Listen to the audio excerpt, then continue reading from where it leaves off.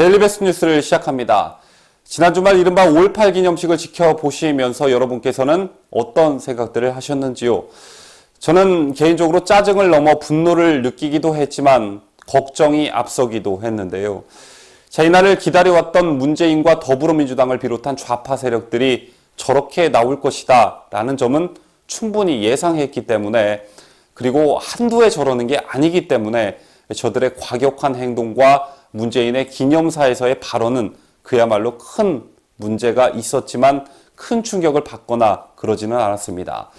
다만 다수의 여러분께서도 그랬을 거라 생각하는데, 많은 논란이 있었기도 했지만 제일 보수 야당의 대표로서 더 나아가 유력한 대권 후보로서의 황교안 대표의 어떤 커다란 시험 무대였기 때문에 황교안 대표의 이날 행동을 유의 깊게 관찰했었습니다. 자, 우선 본론에 들어가기 전에 개인적으로 자유한국당이 진정한 우파 정당으로 거듭나 국민 다수로부터 사랑받는 그런 정당이 돼서 정권을 다시 찾아왔으면 좋겠다라는 바람을 가지고 있고, 그 과정에서 황교안 대표의 역할이 매우 크다라고 생각을 합니다. 자, 그래서 무조건적으로 그리고 다짜고짜 황교안 대표를 비판하고 비난하는 것은 바람직하지 못하다라고 생각하고, 자, 반대로 무조건적으로 황교안 대표가 무엇을 하든 무슨 말을 하든 잘한다 하는 것도 바람직하지 못하다라고 생각합니다. 내가 그 정당을 지지하고 그 정치인을 지지한다면 그 정당이, 그 정치인이 내가 원하는 방향으로 바른 길을 갈 수 있도록 메시지를 어떤 방식으로든 전달해야 한다고 생각하는데요. 자, 요즘 우파 유튜브가 급성장하면서 정치인들도 유튜브 채널들을 자주 시청하고 유의 깊게 보는 것으로 알고 있습니다. 제가 전해드린 바에 의하면 저희 데일리베스트도 유명 정치인들 몇 분께서 구독하고 시청하고 계신 것으로 알고 있는데요. 자, 이 방송을 황교안 대표께서 좀 보셨으면 좋겠습니다. 자, 우선 5.18 기념식에 황교안 대표가 참석한 것을 두고 진영 내에서 옳다 그르다 의견이 분분한 듯한데, 이런 논란은 지난 세월호 행사에서 노란 리본을 달고 황교안 대표가 참석했을 때도 벌어졌던 논란입니다. 자, 우선 저는 이번 5.18 기념식에 황교안 대표가 참석한 것은 올바른 결정이었다라고 생각합니다. 자, 누구의 말처럼 공식적으로 초대받았는데 안 갈 이유도 없거니와 당대표 후보 시절부터 국민통합을 강조했던 황교안 대표였기 때문에 본인의 정치 철학에도 부합되는 행동이었고, 자, 5.18을 매개체로 이용해 특정 세력의 정치적 이득을 얻으려는 현 정부와 여당 그리고 좌파애들의 치졸한 정치 행태와도 비교될 수 있는 절호의 기회였기 때문에 정치적으로도 옳았다라고 생각합니다. 자, 다만 5.18을 정치적으로 이용하고 특정 세력, 특정 지역의 민심에 기대 5.18을 왜곡하는 사람들이 정작 누구인가에 대한 당의 기본 기조는 있어야 된다라고 생각하는데, 그 부분에서는 아쉬운 부분이 있었고, 자칫 현 정권의 기조 또는 좌파들의 새에 짓눌려 근본 없이 납작 엎드리는 형식으로 비춰져 집토끼들, 다시 말해 지지층들로부터 반감을 사는 일이 발생하지 않을까 우려스러웠었습니다. 자, 그래서 과연 3년 전에 임을 위한 행진곡을 부르지 않았던 당시 황교안 총리가 자, 이번에는 임을 위한 행진곡을 부를까 눈여겨봤었는데요. 여러분도 아시다시피 팔을 휘두르며 임을 위한 행진곡을 따라 불렀습니다. 자, 이에 여러분의 생각은 어떤지 경청해 보기 위해 이를 데일리베스트 여론조사에 올렸었는데, 이 여론조사에서는 15,000명의 구독자분께서 참여해 주셨고, 자, 그중 24%가 적절했다라고 답해 주셨고, 76%에 해당하시는 분들께서 부적절했다라고 답변해 주셨습니다. 자, 그 중에는 이 여론조사가 우파 진영의 갈등만 초래한다, 자, 의도가 의심스럽다라며 우려해 주신 분들도 계셨는데요. 자, 불순한 의도는 전혀 없었고 지지층의 메시지를 전달했으면 하는 바람에서 실시한 여론조사였으니 오해 없으시길 바라겠습니다. 자, 우선 황교안 대표가 임을 위한 행진곡을 따라 부른 것이 적절했다, 부적절했다라고 판단하기 전에, 자, 도대체 왜 때만 되면 임을 위한 행진곡이 논란이 될까라는 어떤 개념부터 여러분께서 가지고 있으셔야 한다는 생각에 임을 위한 행진곡과 관련한 객관적 사실을 여러분께 전달해 드리려고 하는데요. 자, 부디 여러분의 판단에 도움이 되셨으면 좋겠습니다. 임을 위한 행진곡은 김일성을 임이라고 부르는 노래다. 자, 80년대 북한이 만든 대남선전 영화 님을 위한 교양시라는 게 있는데 1989년부터 1991년까지 황석영과 윤희상이 북한에 가서 제작한 5.18 영화다. 임을 위한 행진곡은 황석영이 기사를 쓴 5.18 노래다. 자, 이 노래는 윤희상에 의해 북한 5.18 영화 님을 위한 교양시의 배경음악으로 깔렸다. 자, 북한에서는 사모하는 사람을 님이라고 발음하고 남한에서는 임이라고 발음한다. 자, 지금까지 말씀드린 게 인터넷 등에서 대체적으로 떠도는 이야기들입니다. 자, 역시 북한과 관련된 얘기들이 상당히 많은 것을 알 수 있습니다. 이 이야기를 풀 수 있는 가장 정확한 방법은 이 노래를 작곡한 사람이 누구인지, 자, 그리고 그 사람이 어떤 목적으로 이 노래를 작곡했는지 알 수 있다면, 자, 그것만큼 정확한 것은 없을 것이라 생각합니다. 자, 작곡가 윤희상이고 작사가가 황석영이라는 주장도 나돌고 있지만 임을 위한 행진곡의 작곡가는 김종률 씨입니다. 임을 위한 행진곡의 작곡가인 김종률 씨의 설명에 따르면 이 곡은 1982년 만들어졌고 5.18의 주동자 윤상원 씨와 들불야학에서 일하다 숨진 박기순 씨의 영혼 결혼식이 양가 친지들만 모인 가운데 열렸다는 소식을 들은 광주 예술인들이 모여 1박 2일 만에 만들어 헌정한 일종의 결혼 축가라고 전해집니다. 자, 이렇게 만든 헌정곡은 모두 10곡이었다라고 하는데 중요한 사실은 광주 예술인들이 모여 만든 것은 임을 위한 행진곡 하나가 아니라 10곡짜리 30여 분 분량의 미니 뮤지컬이었다라고 합니다. 자, 제목은 넋풀이 빛의 결혼식이었는데 10곡 중 7곡은 김종률 씨가 원래 만들어 놨던 곡을 편곡해서 사용했고 나머지는 국악 가락에 맞춰 지은 곡이었다고 하는데요. 자, 그중 임을 위한 행진곡은 맨 마지막에 부르는 합창곡 개념이었다는 게 김종률 씨의 설명입니다. 자, 그러면서 김종률 씨는 이렇게 말합니다. 1982년 처음 이 곡을 만들 때 나는 물론 함께 참여한 사람들은 김일성에 대한 생각을 전혀 하지 않았다. 우리는 우리나라 군인이 같은 국민들에게 총뿌리를 향한 것에 대한 원망과 분노, 언젠가는 자유민주주의를 실현할 테니 살아남은 사람들은 용기를 내자는 뜻을 담았다. 이렇게 말입니다. 자, 이 곡을 작곡한 김종률 씨의 말이 사실이라면 곡을 작곡하게 된 의도가 애초부터 잘못되지는 않았다는 것을 알 수 있는데요. 자, 그렇다면 이게 어떻게 운동권의 국가가 되고 종북 세력들이 자주 부르는 노래가 된 것일까가 궁금해집니다. 자, 우선 현재 인터넷에서 찾을 수 있는 임을 위한 행진곡은 다양한 버전이 있는데 그중 종북 세력들이 시위나 민중의례에서 부르는 버전은 1분 16초짜리 분량의 행진곡입니다. 자, 이것 말고 노래를 찾는 사람들 출신 서영은 씨가 부른 곡은 3분 59초짜리 노래인데요. 자, 그렇다면 왜 이런 차이가 날까? 김종률 씨의 말에 따르면 서영은 씨가 부른 3분 59초짜리가 원곡이라고 합니다. 원곡은 처음에는 구슬픈 가락으로 노래를 하다가 2분 정도 지난 후반부부터 행진곡 방식의 합장으로 바뀌는데 김종률 씨는 윤희상 씨가 이를 행진곡으로 편곡을 했다는 것은 말도 안 된다고 잘라 말하면서 80년대 운동권 학생들이 이 곡을 갖다가 손질을 해서 자신들에게 맞게 불렀다라며 집회 등에 나오는 건 후반부만 차용해 부른 것 아닌가 생각한다고 이렇게 말했습니다.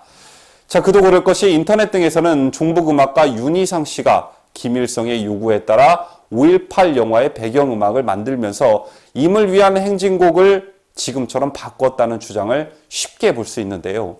자, 그렇다면 이를 파악할 수 있는 방법이 있는데 북한 선전 영화 님을 위한 교양시에 이 노래가 등장하나 하지 않나 파악해보면 되겠지요.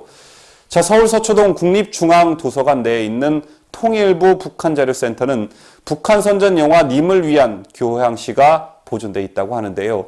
북한이 만든 150분 분량의 대남선전 영화 끝 무렵 극중 주인공인 전남대 총학생회장 박영철로 추정되는 극중 인물이 유서를 읽으며 회상하는 장면에서 임을 위한 행진곡이 나옵니다.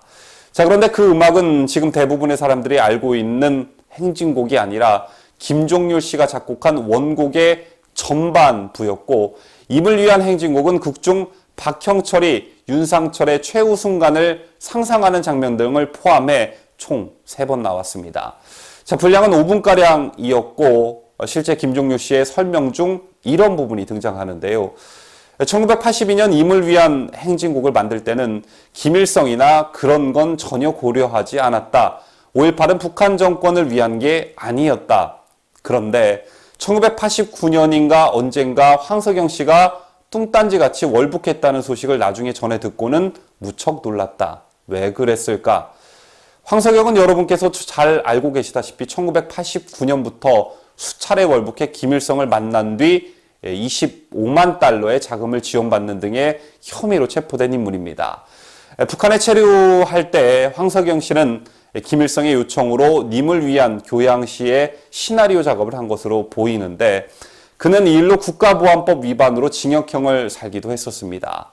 그러니까 정리하자면 임을 위한 행진곡을 민중의례에서 애국가 대신 부르는 것도 작곡가의 뜻과 관계없이 80년대 운동권들이 부르면서 그렇게 된 것이라 추측할 수 있는데 작곡가는 80년대 학생들이 광주의 진실을 밝혀줄 것으로 믿었고 자신의 곡을 편곡하거나 잘라서 사용하는 것을 말리지 않았다라고 합니다. 하지만 80년대 운동권 중 주체 사상파들은 작곡가의 기대를 저버렸고 1987년 6월 항쟁 이후 대통령 직선제와 개헌을 얻어낸 뒤에도 1995년 YS 정부의 5.18 12.12 특검 뒤 광주 사태가 광주 민주화 항쟁으로 격상된 뒤에도 자신들의 투쟁을 위해 임을 위한 행진곡을 계속 내세운 것입니다. 자, 그렇다면 이런 사실에 작곡가 김종률 씨는 어떤 생각을 가지고 있었을까요? 작곡한 지 30여 년이 지난 뒤 자신이 작곡한 임을 위한 행진곡을 놓고 벌어진 논란에 분노했다라고 전해지는데 김종률 씨는 이렇게 말했습니다. 임을 위한 행진곡을 작곡한 뜻은 자유민주주의를 지켜내려 했던 분들의 용기에 대한 존경이며 그들 사이에 피어난 사랑에 대한 찬사이다. 그리고 미래에 닥칠 수 있는 불의에 대한 우리의 각오다. 이게 빨갱이를 위한 노래라는 건 말이 안 된다. 자, 이 같은 김종률 씨의 말은 90년대 중반부터 종북 세력들이 진짜 민주화 운동과 종북 좌익 운동을 뭉뚱그려 민주화 운동이라고 부르면서 국민들을 선동하고 혼란케 만드는 와중에 임을 위한 행진곡도 선전선동에 활용하게 되면서 망가졌다는 말을 하고 있는 것입니다. 자, 이상 임을 위한 행진곡을 둘러싼 여러 가지 논란에 대한 실체에 접근할 수 있는 가장 중요한 근거가 될 수 있는 원 작곡가의 인터뷰 내용을 기반으로 여러분께 설명해 드렸는데요. 자, 이 노래가 좌파 진영과 운동권을 상징하는 노래라는 점에서는 이견이 없습니다. 자, 흔히 NLPD 계열로 분류되고 있는 시민노동단체도 여러 갈래로 나뉘는 좌파 진영에서 이 노래는 정파와 계파와 관계없이 널리 불리고 있습니다. 민주화 운동과 노동 집회가 빈번하던 80년대 모든 참가자가 국민의례와 애국가 대신 민중의례와 이 노래를 재창했는데 시간이 흐른 지금도 좌파 계열의 시민사회 학생운동권에선 국민의례 대신 이 노래를 부르고 묵념하는 민중의례를 합니다. 자, 이런 일도 있었는데요. 2012년 두 좌파 정당인 민주노동당과 국민참여당이 합당한 통합진보당 창당 행사에서도 이 노래가 쟁점이 되었던 적이 있었습니다. 당시 참여당 측은 수권을 목표로 한 정당이라면 공식 행사에서 태극기를 걸고 국민의례를 해야 한다. 참여당은 애국가를 4절까지 부른다고 주장했었고, 자, 민노당 측은 민노당의 민중의례 관행에 맞지 않는다고 맞섰습니다. 특히 행사에서 집단적으로 애국가를 부르는 것만큼은 못하겠다라고 한 것으로 알려졌는데, 자, 논란 끝에 민노당이 태극기 개헌과 국기에 대한 경례는 양보하고 애국가 합장은 생략한다는 선에서 절충했다고 합니다. 이 같은 사실이 알려지자 좌파 진영을 둘러싸고 있는 종북 프레임이 굳어졌고 우파 진영에선 노래의 정체성에 의심을 더하는 계기가 되기도 했었습니다.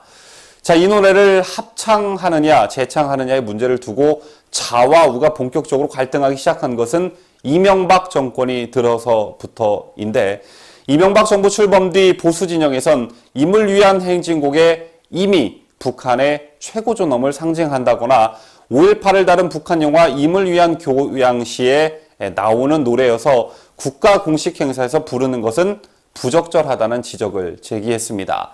자, 결국 2009년 국가보훈처는 이 노래를 5.18 기념식 공식 식순에서 제외했고 합창 공연곡으로 지정했습니다. 식순에서 빠진 2009년과 2010년에 광주 5.18 유가족 회의를 포함한 시민단체들이 반발해 광주 금남로 등에서 별도의 5.18 기념식을 열어 반쪽 기념식이 되기도 했는데, 자, 이명박 전 대통령은 집권 첫 해인 2008년 기념식에 참석한 뒤 모두 불참했었습니다. 또한 박근혜 대통령 역시 취임 첫 해인 2013년부터 임기 내내 임을 위한 행진곡을 놓고 좌파들과 대립했었는데요.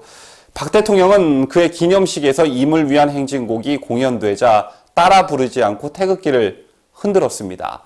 자, 같은 해 박승춘 전 국가보훈처장은 임을 위한 행진곡을 대체하는 별도 기념곡을 제정하겠다고 했다가 좌파 진영으로부터 반발을 샀는데, 자, 그러자 국회는 아예 이 노래를 5.18 공식 기념곡으로 지정하라는 결의안을 통과시켰습니다. 자, 그러나 박 대통령이 이를 받아들이지 않았고 19대 20대 국회에서 박 전 차장 해임 촉구 결의안이 3번이나 제출됐지만 박 대통령은 이 역시 수용을 거부했었습니다. 자, 그리고 문재인 정권이 출범하고 문재인은 취임 이틀 만인 5월 11일 박승춘 보훈처장이 사표를 수리했는데, 자, 문재인은 사표 수리 이튿날 제37주년 5.18 기념식 재창곡으로 임을 위한 행진곡을 지정해 부를 수 있도록 주무부처인 국가보훈처에 지시했고 오늘날에 이르게 된 것입니다.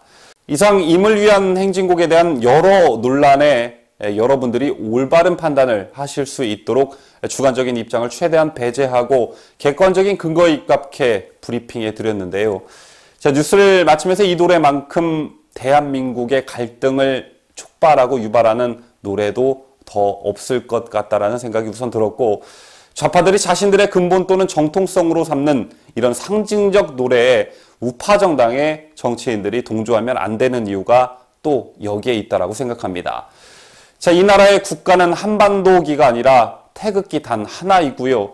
이 나라의 국가는 임을 위한 행진곡이 아니라 애국가 단 한 곡이기 때문입니다.